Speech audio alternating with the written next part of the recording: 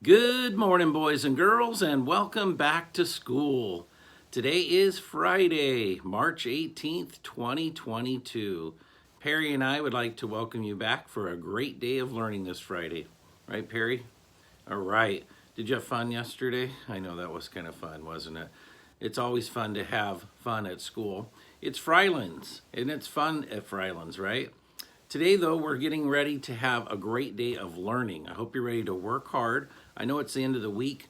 This is that time where you want to have that grit, that perseverance, that stamina, that kind of like, all right, let's work hard today, one more day, and then we have the weekend coming up, right? Hey, as you get started on this fantastic Frylands Friday, for the lunch menu, Perry, let's see, what do we got?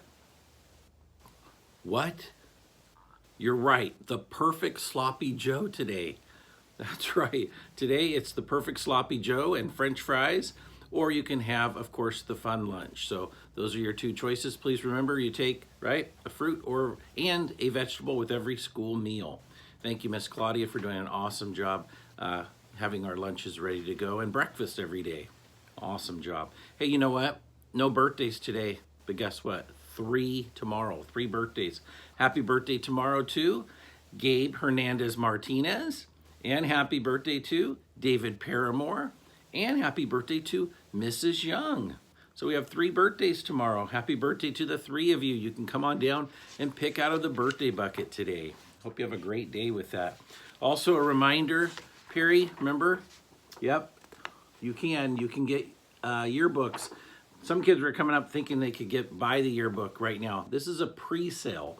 So what we're doing is we're figuring out how many students want to make sure they get make sure they get a yearbook, and also we'll order them. You'll get them at the end of the year, but this guarantees that you'll have a yearbook at the end of the year. They're $18 each. Here's the form to turn in. All right, did you order? Yep. What? Perry ordered two. Okay, you could do that. You can order more than one, Perry. But yeah, if you'd like to order one and make sure you have one, get that done. Hey, the reading challenge is still on. We've got a couple more weeks. I hope you're reading every day. Perry, are you reading? I know, you love to read? I do too. So I love to read nonfiction books. Perry likes to read books about birds. Yeah, birds? Birds are your favorite? Yeah, I like reading. I like reading about birds too, like raptors and eagles and yes, falcons too. I love reading about nature, science, those kinds of things. Those are things that I enjoy. What do you enjoy reading? Well, find those books at our library. We got lots and lots of great books to read. And then once you read for about 20 or 30 minutes each night, make sure you're filling in your reading log. Again, for those students that reach that goal of 8 hours this month, you'll have your choice of a ropes course. You ever done that? You've never done a ropes course? That's pretty cool. Laser tag adventure, or you can have a discounted summer camp voucher to use at High Trek Adventures. Pretty cool. Hey, you know what? This month, and actually the last few weeks, we've been talking about friendship skills. So when I think of that, I think of like things like how do you invite others to play? I think about how you treat others outside, like sharing or taking turns, like making sure if you're playing something like tag that somebody's not it all the time.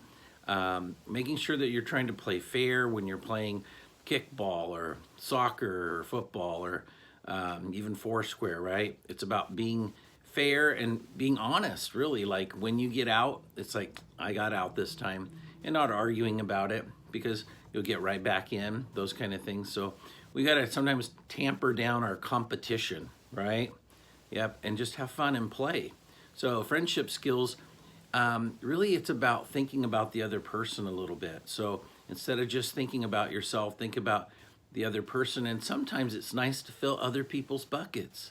So sometimes it's not about being right, always having to be right, but sometimes it's just about, hey, you know what? I'm going to fill someone else's bucket with some kindness, or maybe let them go instead of me, and make them feel good. I know when I help other people feel good, it makes me feel good. So keep that in mind. Right, Perry? Oh, you're a good friend, Perry. I like you too.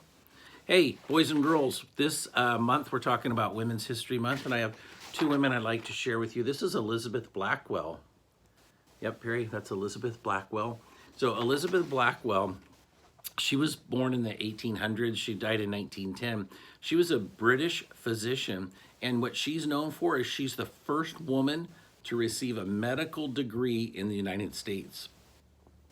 So her contributions remain celebrated. We actually have the Elizabeth Blackwell Medal. It's awarded annually to a woman who's made significant contributions in the promotion of women in medicine. Blackwell began applying to medical schools, and right along the way, every time she applied, she was not allowed in. So throughout her career, she had to kind of fight that prejudice of women being in medicine. She was rejected from each medical college she applied to, except Geneva Medical College, currently known as Norton College of Medicine in upstate New York. Thus, in 1847, she became the first woman to attend a medical school in the United States. She also founded or started the New York Infirmary for Women and Children with her sister, and they began giving lectures to female audiences on the importance of educating girls. She also played a significant role during the American Civil War by organizing nurses to help out. So that is Elizabeth Blackwell, very well known for being the first woman with a medical degree and going to medical school. The other person I have is Marie Curie, also known, sometimes people refer to her as Madame Curie. So Marie Curie, she also lived in the 1800s, and she died in 1934. She was a Polish and naturalized French physicist and chemist. Wow, pretty smart, huh? So she was a scientist. She pioneered the research on radioactivity. She was the first woman to win the Nobel Prize, the first person and only woman to win the Nobel Prize twice. Yep, and the only person to win it in two science fields, chemistry and physics. Her husband, Pierre Curie, was also a co-winner with her on her first Nobel Prize, making them the first ever married couple to win the Nobel Prize. And it launched this career for her husband, and their whole family. They have a legacy. They've won 5 Nobel Prizes in science. She was the first woman professor at the University of Paris.